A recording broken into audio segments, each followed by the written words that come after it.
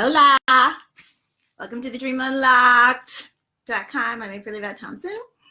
I am back in is this our second or third video? About how to figure out what your emotional type is and how it can double your auditions.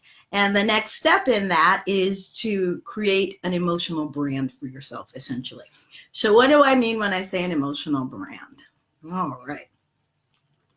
Each of us, if you look back over your trajectory of roles that you've played or roles that you've really been drawn to or movies that you really, really like and one particular scene, you will begin to see a recurring pattern in the themes that you are drawn to. Now, if you've gone to the dreamunlocked.com and signed up for the Dreaming Out Loud mini course, you will have gone through the first 3 exercises already. If you haven't, you need to go to the dreamunlocked.com. The link is up in the upper right-hand corner. It's dreamunlocked.com, Dreaming Out Loud Tools Sign Up. You'll see it's the dreamunlocked.com, all one word, / Dreaming Out Loud, all one word, / tools, TOOLS, / sign up, all one word, SIGNUP. In the comments, in the description of the video, you will see that link. You can click on it and sign up. You will be taken through a 3 mini course. It's 10-minute videos each. Each of them has a little workbook that you fill out at the end. Hi, Tony. If you've done that exercise, you already know a lot about your 4 major emotional chords. Okay? Hi, Els. So your 4 major emotional chords are going to come up when you do that exercise. The first part of the exercise is in the morning pages. The second part of the exercise is creating lists. The lists, right? The lists are things you love, things you're proud of, things that you're afraid of, et cetera, right? Then there's another workbook that helps you answer certain questions. Then there's another workbook that helps you look at each exercise and find the recurring emotional themes. Within those recurring emotional themes are the 4 major life lessons you were here to sort out. So before we can move further, you have to have done that work. And I've only gotten responses from a couple of people and only a few workbooks. Nobody's completed the whole process yet, except for people who already took the class, and y'all don't count. There's a bunch of people who already took the class who are like, I'm gonna do the workbook again. I said, but you already took the class. But there's always a lot more to learn about your emotional chords. Because those 4 major life lessons, right?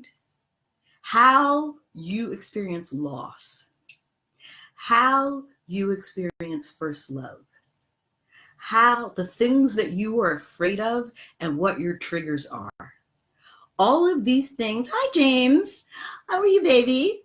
All these things are really important in the way you approach characters, and they are unique to you.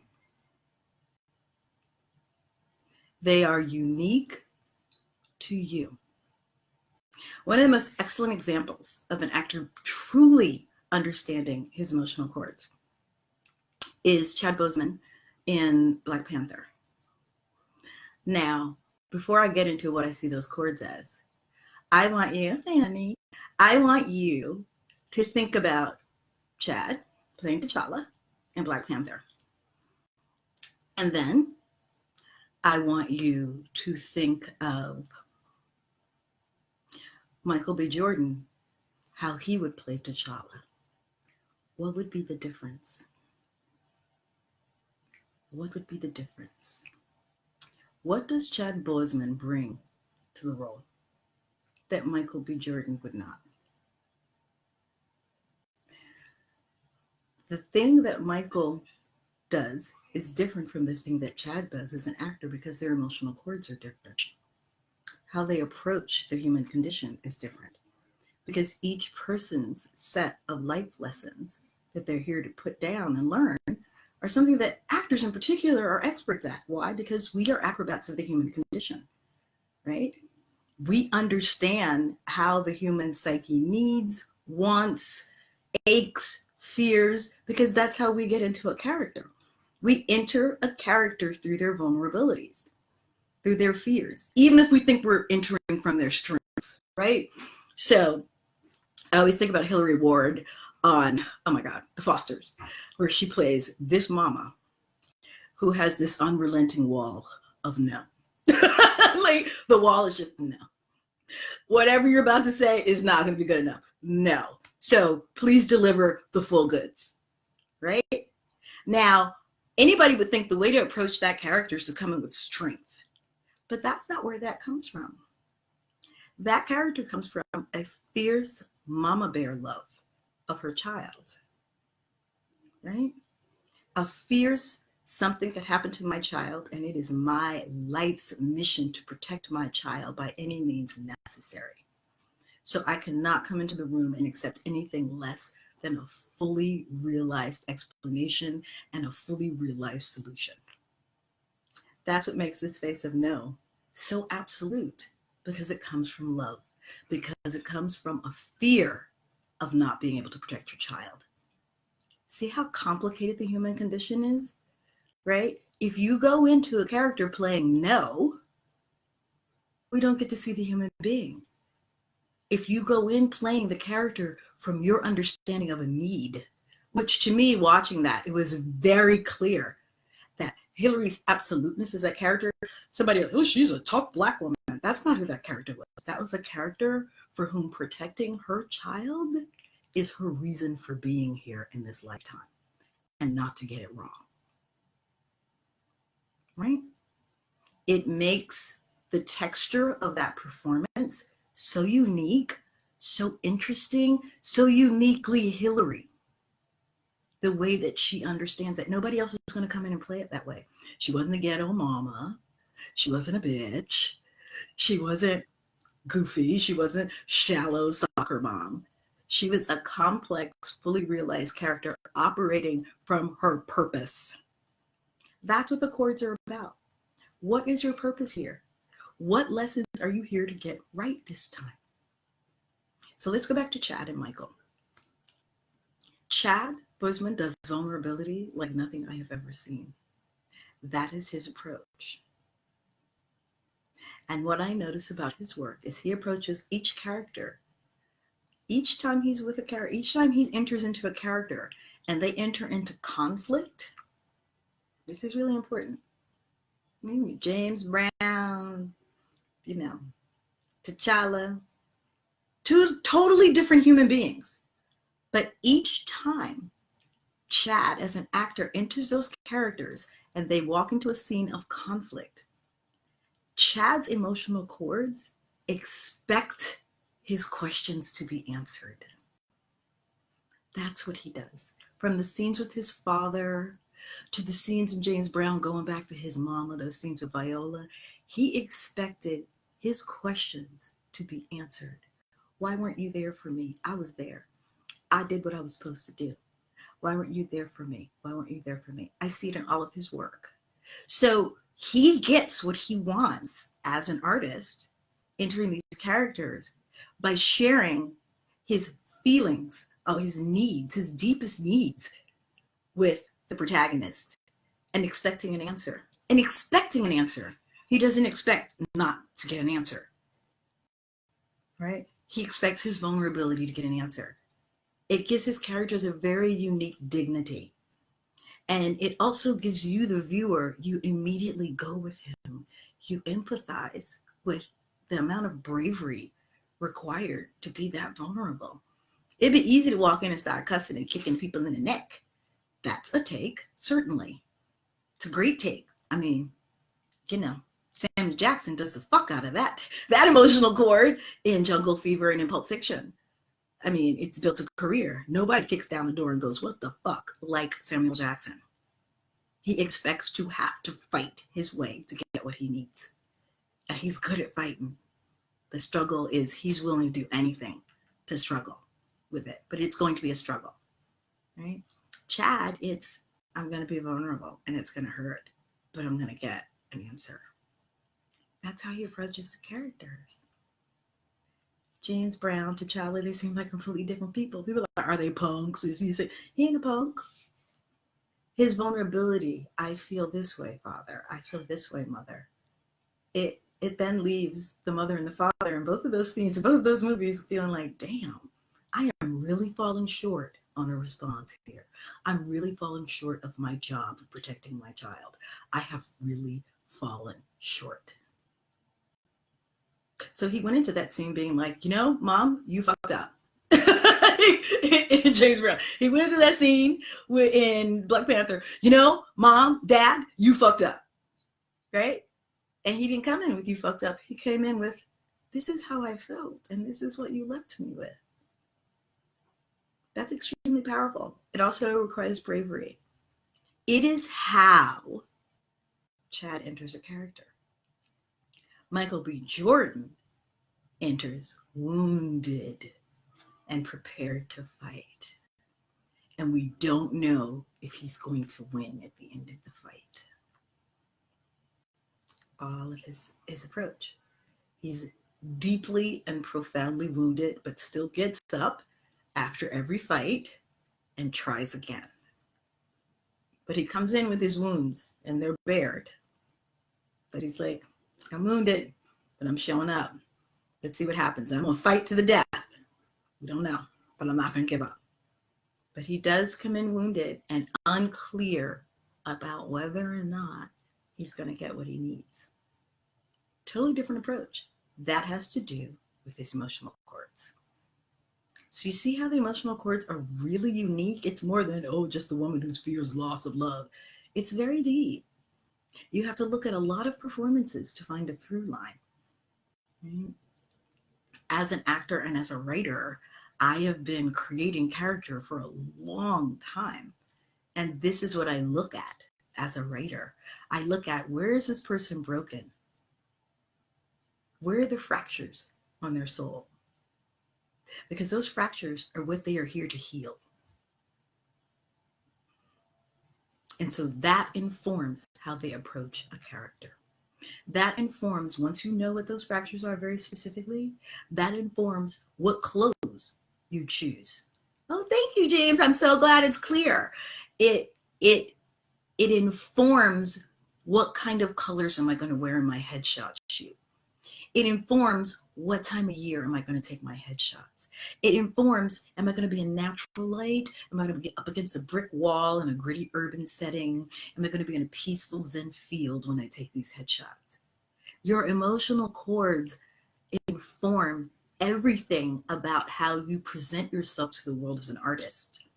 From headshots to every time how you do your hair. How do you wear your hair? I am the bohemian intellectual no matter who I am. So hair is always going to be low maintenance. It's going to be something I can throw around, throw up, and go read a book and go talk, right? Because my character is about the practical, right? The practical, right? You would never see anybody I'm playing. Part of my brand is I don't have any Botox. I don't have any work done. I have a slight overbite.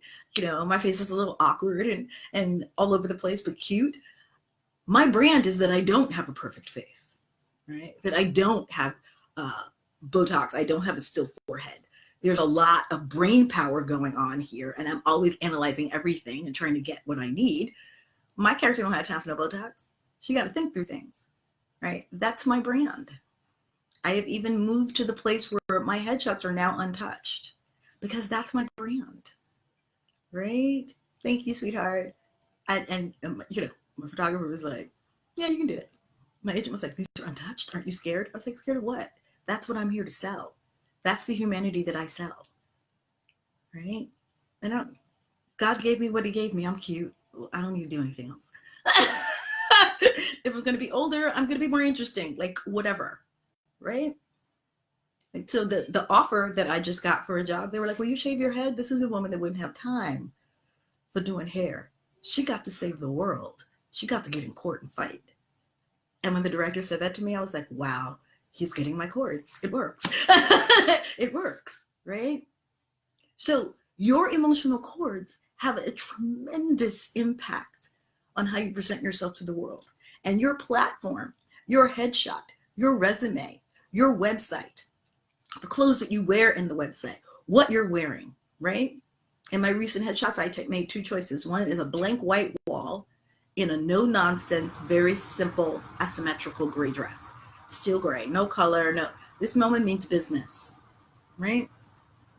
And the other one, I'm up against a brick wall outside on a New York City fire escape, because that's the other part of my chord. I would be a gritty New Yorker working for a nonprofit. I'm a warrior for truth. I don't have time for all that, right? Wearing purple dress, because purple connotes brain power and a sense of royalty and purpose. That's branding. And it's branding from an emotional thing. You don't look at my pictures and be like, I think she's this and I think she's. You feel something. And what you feel are the set of emotional chords I am communicating to you. I'm looking at color. I'm looking at texture. I'm looking at background. I'm looking at natural lighting as opposed to studio lighting. I am creating an emotional sensation for you when you look at the picture. Right? This joyful truth warrior who has been through the fire, and the smile is not an easy smile. It's a smile that she had to earn by walking through the fire, right? A compassion warrior. So the emotional chords exercise is a series of steps. And when people are always like, oh, you just look at my headshot, I was like, okay, I can look at a headshot and say you're pretty, or you might be sensitive. That's not going to get you the job. And I am currently working from a place of offer only. That's how I live in Morocco. And my agent's like, I was like, well, it's working. I got another offer. So, because my brand is clear. And it's a bigger job than the last time. It's just kind of awesome, right? So my brand is clear. I have done that work. So my expectation is that the offers will now come, because I have given people everything they need to give me a job. I have created the reel that covers all 4 of my major emotional chords, all 4 of the genres of television that are working right now and film. I have covered all the looks and the colors to communicate my chords, the given circumstances in the scenes. I have shown them dialects I can do. I have shown them age. I have shown them gender manipulation. I have given on my website everything you need to know about me as an artist, right? And then made sure that when you Google my name, my website pops up first. And that's something you do with your web designer. These are all technical things about how you are sending the message out to the world of how people can hire you and what they should hire you for. And it's not black girl number 2 or the blonde with the perky smile. You'll work for 5 minutes if that's your emotional chords, right? Do I have any questions? Hi, Jason. Any questions? So the emotional chords are something that every brand that is super successful has been doing forever. Nike, sports brands, they're branding. They're branding all the time. You feel something when you watch a Nike commercial. That's emotional branding. And when your emotional branding is really clear and strong, people have a loyalty to brands that make them feel something. So when somebody looks at your pictures, it's one thing to say they're pretty. It's another thing to be like, I feel something. There's light here. There's magic. I feel something.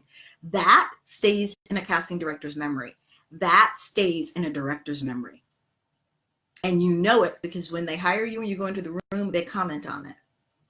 You are in your joy in this picture.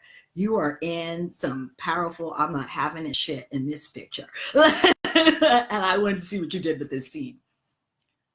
I always, when I book a job, I ask, why did you hire me? You should be asking that. You should always be. I ask every director, why did you hire me? What they tell me are, one, testimonials that I use on my website about my career, but also they inform, am I communicating my emotional brand most effectively? Because the kind of work that I get offered in return is a direct reflection of my brand. Ain't nobody calling April to be a crackhead. It's just not happening. Ain't nobody calling Hillary to be a prostitute. It's just not happening. Because the brand is so clear. So that's what the emotional chords are about. So if you haven't done the exercise, I strongly suggest you go to thedreamunlock.com Dreaming Out Loud to sign up. The link is in the description of this video. Sign up for the Dreaming Out Loud technique for actors and start doing those exercises. Start watching those videos. Start filling out those workbooks. By January 1, we will have a class that we're putting on sale. But before then, you should know at least 2 of your first major chords, right? You should begin your branding process now. Pilot season is upon us. Are you still going to be going in for, the crack dealer? Are you still going to be going in for the nurse with no identity? Are you going to be going in for characters of substance where you can get in there and stretch your emotional muscles and show the world what you're capable of doing? That's on you. It's nobody else's job to figure out what you're about. It's your job as an acrobat of the human condition to communicate what your soul song is. Because those things that are a part of your soul, those are the things that you are an expert at, right? They're the lessons you were put here to sort out. They are your purpose. And when you act from that place, it's like, how you go to church and they're like, oh, she was singing from the bottom of her feet. When you act from that place, you leave blood on the floor. Your performance is unforgettable because we've never seen anything like it, because it's of you. Yeah? So, go do those exercises. Let's start figuring out what your soul song is. Let's start doing some emotional branding. Because if you're not going out enough or you're not booking, it's because you're not going in for something that shows what you can do, what your soul was meant to do. And you're not making choices from that place either. And your platform, your marketing, or your branding also probably don't reflect what you do. So all people are looking at is a physical type, which is no way to get a job. You're an acrobat of the human condition. You're not an acrobat of your face at 22. You're an acrobat of the soul. So start communicating your soul in your work. It's if you're a unicorn. You're the only one like you with the only set of lessons like yours. Got it? So go back and look at Chad Boseman and look how he makes choices now. I love watching him make choices from a vulnerable place. All right, guys. I'll see you here next week. Same time, same bat channel. Jane, okay, yes. Kind of will connect. Have an awesome. Oh, okay. Hi, Alana. I saw your really amazing response on the blog, and I was trying to figure out how to respond this morning. So you are going to Google the meaning of colors, the psychological meaning of colors. There are tons of websites, marketing websites, branding websites, and what your favorite color is probably in the pocket already. It's just a matter of degrees. So, Alana, what's your favorite color? Okay, I'm listening. I'm looking for comments. I'm looking for questions. What's Alana's favorite color? Right? Blue is indicative of trust and clarity and deep emotions and reliability. Right? Purple is a derivative of blue, and it connotes wisdom and royalty. Pale pastel pinks are about vulnerability and innocence. Red is about being passionate and intense. And then again, you also have to think of color once you go to a psychological website and you say the meaning of colors. So go in and examine each color family, red, blue, green. And within each color family, it will then break that down into light blue, cobalt blue, sky blue, right? Red, brick red, orangey red, right? And each variation connotes different emotional meanings and ideas, right? It's why Coca-Cola has a red and white logo, because red is passionate and you will be kicking ass if you drink our drink, right? Because it used to have cocaine in it, which made people passionate. In the 20s, Coca-Cola had real cocaine in it, and it had the red and white, right? So they had to get rid of cocaine. So the red connotes the passion that cocaine was giving you. See how that works? And everybody remembers the Coca-Cola brand for a reason. They're doing something very intentional. The red and the white is the cocaine laying on a bed of red in the writing. Don't get me started. They're doing emotional branding. They are, and they do it really well, right? So blue, great. Loyalty. loyalty, security, reliability, trust. Okay, great. So you're going to Google the blue. What is the meaning of blue? Okay, and you're going to get a whole description. Then I want you to go into that description and they're going to break it down in light blue, turquoise blue, and see what those communicate. Then the next question, Alana, is are your undertones cool or are they warm? Because that will help you determine which color blue you should be wearing at headshots, right? So my undertones are cool, okay? They have cool undertones. I actually need a blue that has cool undertones as well, right? So I need a blue with a lot of red underneath it to make the skin pop. So blues with greens underneath it are not going to warm me up in the way that the blue becomes prominent, right? So you figure out the color, and each chord has a different color. That's where you're going to go in and read all the descriptions on blue, okay? And this is something when we go to the class in the fall. And Alana, the emotional chords class, you get a discount on because you have the 12-step. That's, I think it's like a 30% discount. But in the class, we will map out, we'll get really in detail about color and how to use it. And there is a variation in meaning. When you go from turquoise to navy blue, it's different. Turquoise is reliable, but it's a much more creative, freer spirit that deals with fear a little differently. Yeah. Okay, so it has a real creative bent behind turquoise. It's a little bit different, even though it's a derivative of blue, right? So each chord has a set of descriptions, right? So once you start coming up with these emotional chords by doing those exercises in the Dreaming Out Loud, you're going to start to see those emotional recurring themes. I want you to then start looking at movies and pulling scenes. Don't do the thing that people always do is, well, I'm just going to pick a movie. It's one scene in particular that moves you, right? Look at that scene. Compare it to the list that you've made from the Dreaming Out Loud mini course. You will start to see correspondences of ideas, adjectives, emotions, feelings, triggers. That's the key to your chords, right? And it's work only you can do.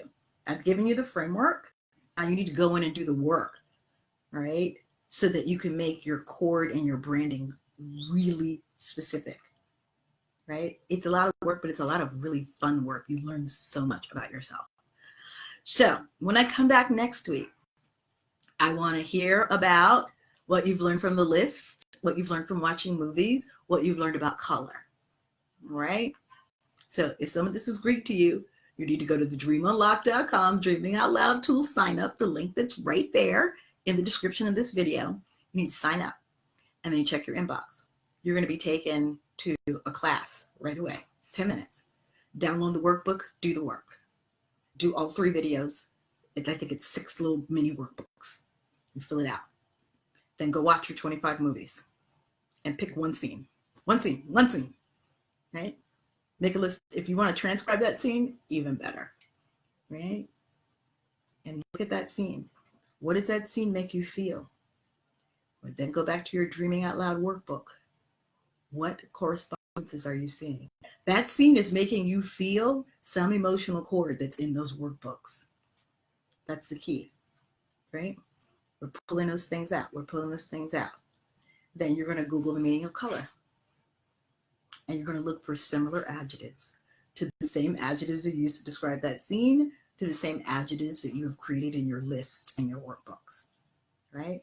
You will learn so much about yourself as an artist and what you're good at. And you will start to approach auditions and sides and characters with a completely different set of choices that no one else would have thought of, that are unique to you, all right? So next week, we're going to talk about your true node north, okay? In astrology, yes, a color for each chord. Yes, it's one scene from each movie or TV show. Pick one. And you might want to transcribe it because here's why. If that scene truly moves you, you should probably tape it and put it on your reel. And here's the other thing, to know that you're really in your chords, I strongly advise that you choose a scene, and I mentioned this in last week's video, You choose a scene with an actor who is of a different race or gender or age than you. That's how you know you're making a choice based on the emotional chords and not the physical type. Because the way you look is going to change every 10 years, right? But your soul is just going to grow deeper and older as you get older. It's never going to change. It's going to become more profound and more specific. That's a much more consistent kind of typing to choose for yourself. So if you can look at a scene that's a guy or, somebody of a different race, gender, whatever from you, and you feel empathy with that character, then you know you're really in the chords, truly in the chords, and not just in stereotypes or something not specific. Okay. Next week, we're going to talk about your astrological chart and your true node north. Now, if you want to get a leg up on that, I would suggest you go to astro.com and that you add in your name, your date of birth, time and place, and download your chart and look at your true node north. The true node north are the life lessons here that you're fucking up and what you need to do to fix it. It is a psychological profile, right? And it has everything to do with either your past life memories or your early formative years. What kind of things happened to you that shaped what you believe to be possible for yourself, right? So you're left with a set of beliefs that may or may not serve you. But what's happening is that you are reacting in the real world based on those beliefs.